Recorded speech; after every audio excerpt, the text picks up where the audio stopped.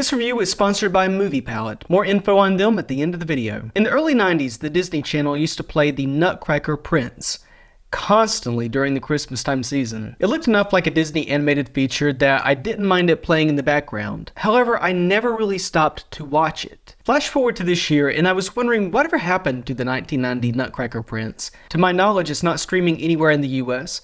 A DVD of it will set you back about $79 on Amazon. So as I searched deeper down the rabbit hole, I found that the Nutcracker Prince wasn't particularly liked upon its release.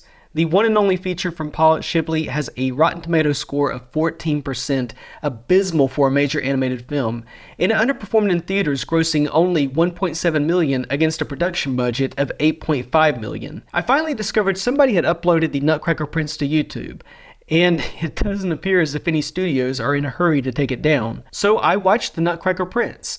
And yeah, it's not great. The movie is about a girl named Clara who is gifted a special nutcracker by her uncle.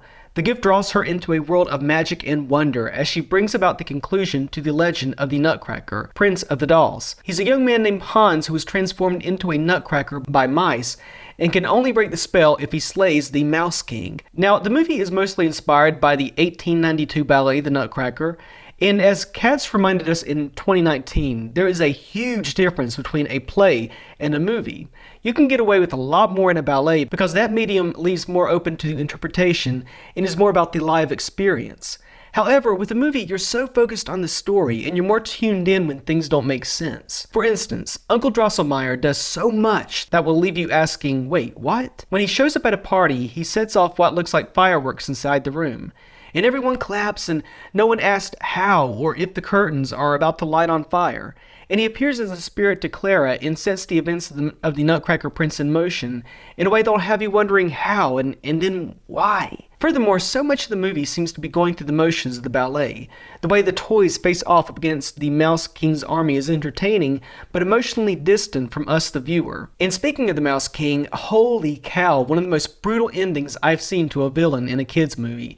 He just inexplicably keeps going and going as if the writers couldn't decide how to kill him, so they went with all the options, and man is it brutal for a G-rated movie. Meanwhile, I had forgotten how Return of Jafari, that the animation in the Nutcracker Prince is.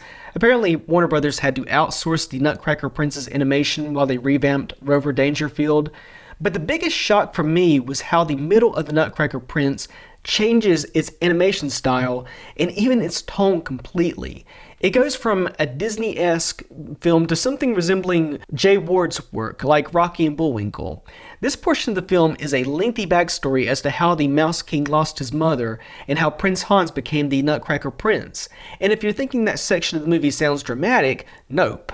They go full-on comedy for this flashback and take on, again, this wacky animation style, kind of like the old Sherman and Mr. Peabody shorts.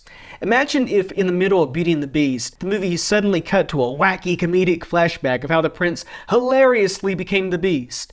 It'd be a little odd, wouldn't it? If there's one thing to praise about the Nutcracker Prince, it's how the film incorporates Tchaikovsky's beautiful, masterful Nutcracker Prince score from 1892. Overall, the Nutcracker Prince is a movie I wish I loved in my childhood memories, remembered fondly through the rose-colored glasses of nostalgia. If your child likes Disney animated musicals of the 90s, they might like the film's music and characters of Clara and Prince Hans.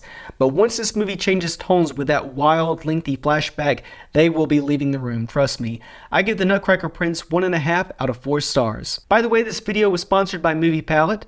Are you looking for the perfect Christmas gift for that special someone or holiday gift? Whatever you celebrate, get them a Movie Palette. Each piece of artwork is a sophisticated conversation starter representing your favorite movies with colors specifically selected to display the film's main scenes. You can get a 15% discount with the code MOVIES15.